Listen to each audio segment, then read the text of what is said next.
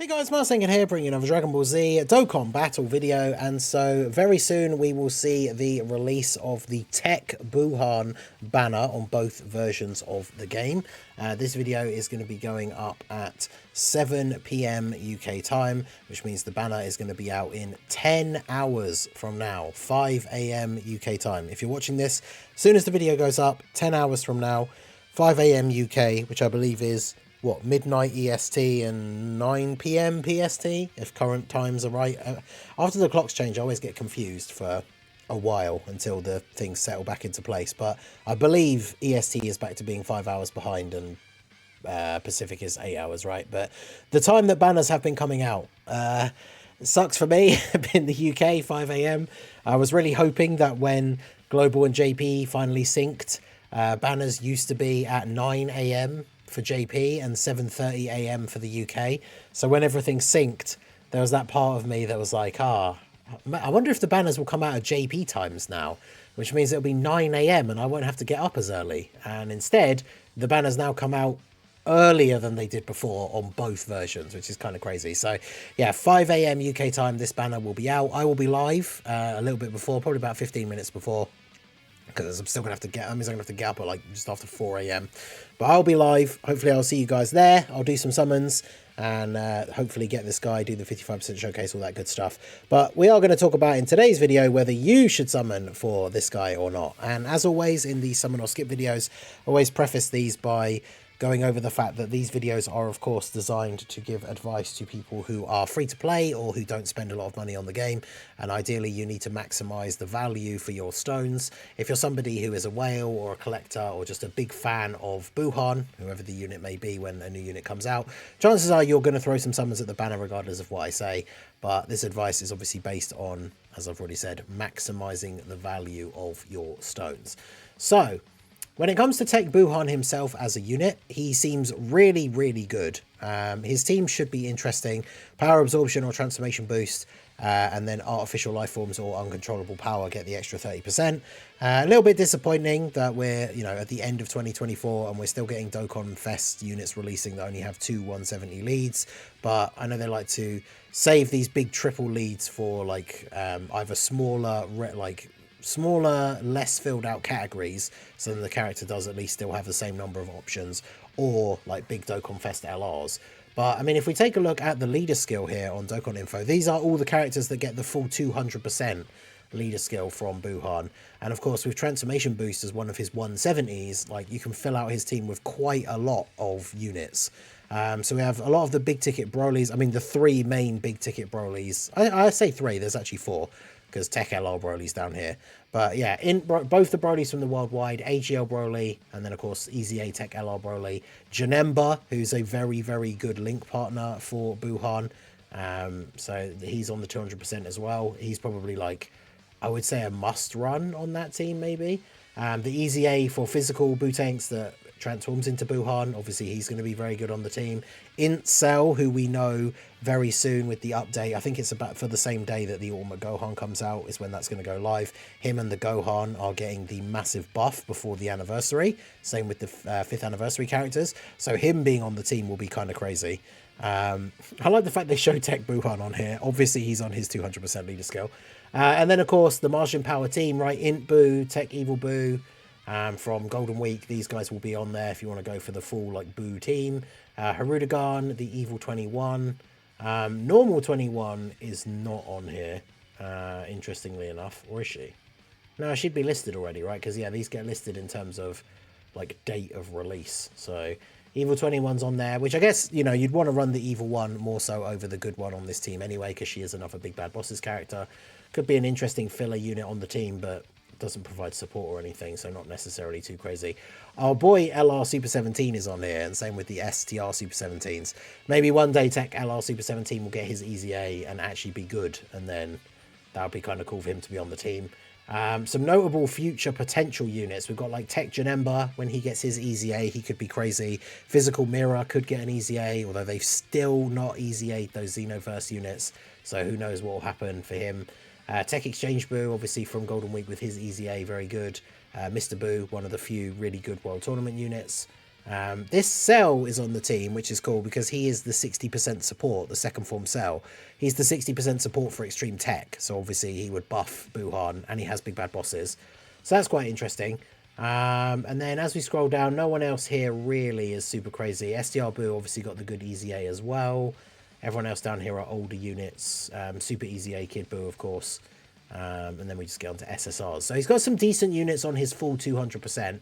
And then obviously his 170s being Transformation Boost and Power Absorption. Transformation Boost gives him access to tons of characters. So his team should be quite fun to run. In terms of his performance, he's got solid stats. He has Guard. He gets a bunch of extra stats when he attacks. He has built-in dodge. He can get an additional super as the fight goes on. He then gives a crit chance and support to all extreme allies as long as you have another power absorption or transformation boost ally in the same turn, which, considering it's power absorption or transformation boost, which you've already mentioned is the huge list of characters, you could get this active very easily even on other teams, so that's going to be very good. And then he also gets a ton of defense when he gets hit for the first time, and obviously that's based on your HP at the time that he gets hit. So he's on the team with a lot of characters that either heal start of turn or heal at the end of the previous turn. Characters that have links like Metamorphosis, which heals you. So chances are when this guy's getting hit for the first time, even if you were on low health on the previous turn, by the time he gets hit, you're probably going to be on full health again. And then his transformation with his domain is basically a standby, but just not actually a standby, because he becomes insanely tanky. His domain buffs the entire team. Power absorption or transformation boost, 15% for attack and defense, and then Buu Saga allies or enemies get another 15% attack and defense as well. So, I mean, imagine how crazy the Buu team is already with like the Golden Week character set up, and then you throw this guy on the team and everyone's getting a 30% buff on top of everything else that he does. And then he's got 300% stats. He gets damage reduction of 70%. He creates tech orbs, and then for every orb obtained, he gets 40% defense when receiving an attack. Because this is the part I misread. I talked about this in yesterday's video. I misread this when I first read his details. So it's an additional defense 40% when receiving an attack, and chance to perform a crit 5% per key sphere obtained. So if you pick up 5 orbs, when he gets hit for the first time, he gets 200% extra defense, and he has 25% crit chance as well. He launches an additional attack if you get 3 orbs, and another additional attack if you get 6 orbs. He massively raises attack, which is an infinite stack, and it's 100%. So if he gets 6 orbs, he's guaranteed supering 3 times in that turn. So he's raising his attack by 100% 3 times. And then because it's a stack, he keeps those stacks once these 3 turns of the... I want to say standby because it is as good as a standby. But the 3 turns of this domain transformation, once that runs out and he goes back to being Buuhan, he keeps all of those stacks. So as long as you can hit the 6 orbs on both turns, and then potentially you could get the hidden potential additional as well. Oh, and of course he gets another additional super if there's a fused fighters enemy. So on the best possible turn against the fused fighter enemy, he's performing 5 super attacks, which are all infinite stacking 100%. Then on the next turn around, 5 more super attacks. Then he transforms back into this guy. And yeah, he's just going to be crazy. So in terms of unit performance, he's really, really good. This isn't a summon or skip where we're talking about like AGL Planet Namek Vegeta, or, you know, somebody like Raditz on release where it's like, yeah, no, you don't summon for this guy because he sucks. Is absolutely not that case, right? Like, this guy is one of those units that I would say is a tough skip because he is very, very good. And then of course his banner, we have the banner unit. For some reason the wiki won't load the art. But we have the banner unit, the Grand Supreme Kai. Now, it's a bit disappointing because he is not really a unit that is made for Buu's team. He's not on his team. He's not on any of his, either of his leader skill categories. And he is like a super class Buu Saga support unit. And we know that in Gohan, Ultimate Gohan's getting a super easy A. So it's cool that in this celebration, the super class Buu Saga team is getting some buffs as well. But this guy, I mean, you're not going to be summoning on the banner for him specifically. And if you pull him and not the Buuhan when you're going for Buuhan, like, he doesn't go on any of those teams you were going to run Buuhan for either, apart from just a general Majin Buu Saga. But still, he needs the super class allies. So this guy is pretty decent. Like for a banner unit, he's pretty cool, but he's not anything too crazy. You wouldn't be summoning on the banner for him specifically. So that is, of course, something to bear in mind. Now, when it comes to the banner itself, it's something very important to talk about. So if we take a look at the last two Dokkan Festival banners that we've had, we've got the Lord Slug banner with these featured units and the Scout of Vegeta banner with these featured units. Now, unfortunately, it is the case that with this new pity system where we get the new green coins for these filler Dokkan Fests, which this banner is confirmed to have from the data download. Shout out to Proton. We're going to look at those details here in a minute as well. These banners have 10 featured units now, which is kind of awkward for... It's cool that like you can get guaranteed featured steps, and it's cool that you can build up to the pity and get the unit, but more featured units means less chance of getting the specific one you want. Now, with these banners, we saw the return of some of these older units. I believe Topo should be on the banner because he was on the that special Black Friday Dokkan Fest, and the thing in there says that he will be returning on a banner soon. And since it's unlikely that he would be on either of the anniversary banners, I think he's going to be on this banner. He should have been on this banner, on the most recent banner for Global. We were all expecting him to be on the Slug banner, but Rose was on there instead. So I am expecting Topo to be on this banner.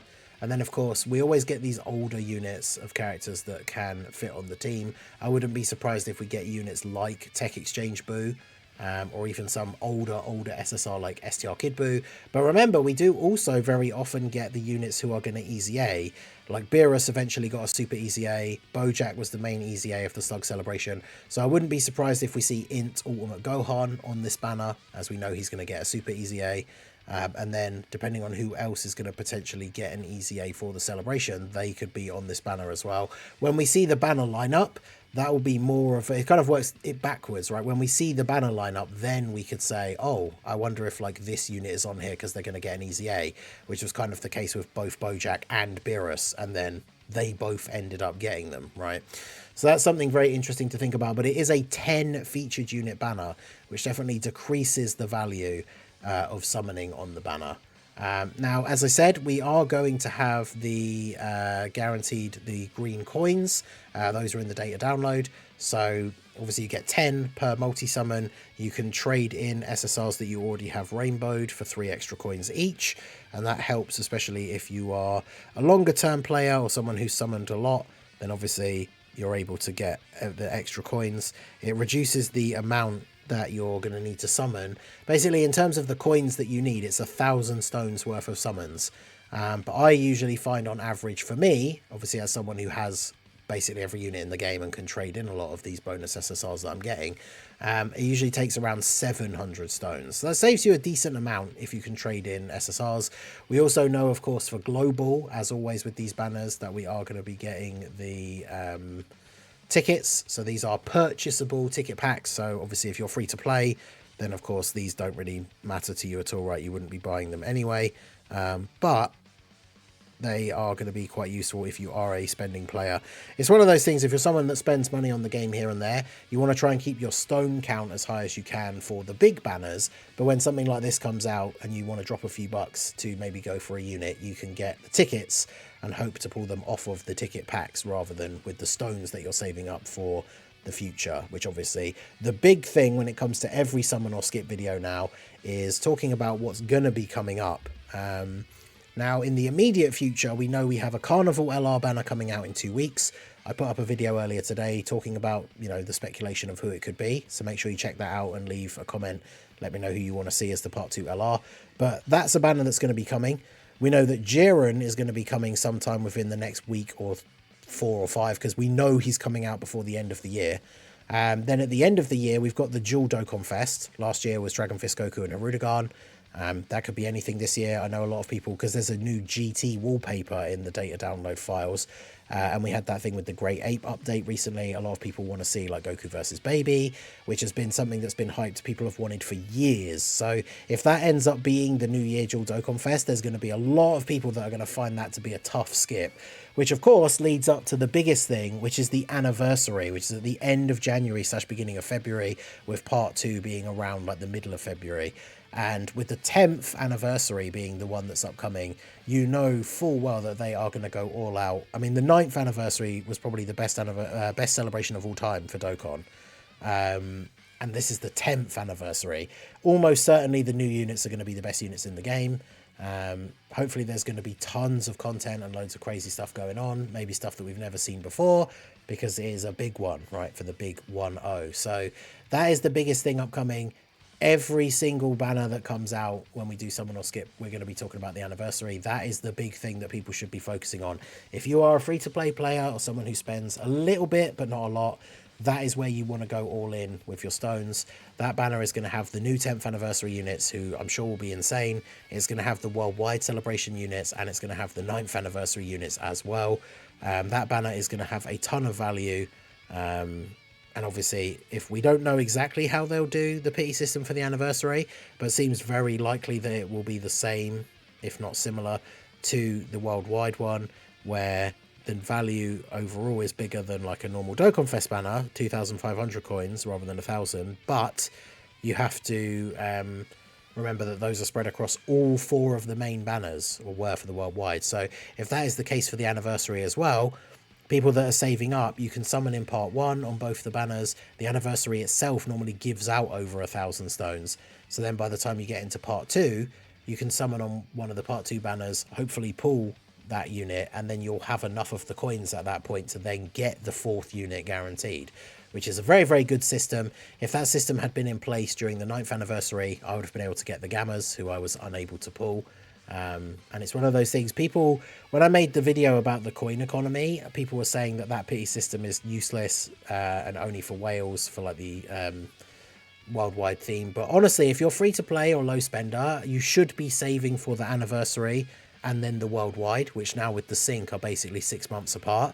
And in that 6 months, with the amount of stones you can save and the amount they give out during those big celebrations, you should be able to save up to 2,500 each time within those 6 months. As long as you're doing all the events in the game, doing the missions, getting your daily login, like all that stuff, you should be able to hit that pity. And that's why we talk about these videos and we talk about the overall value for your stones, is that you shouldn't be jumping in on like every single banner that comes out, right? Because then you will be able to save up to having 2,500 stones by the time the anniversary banners come out.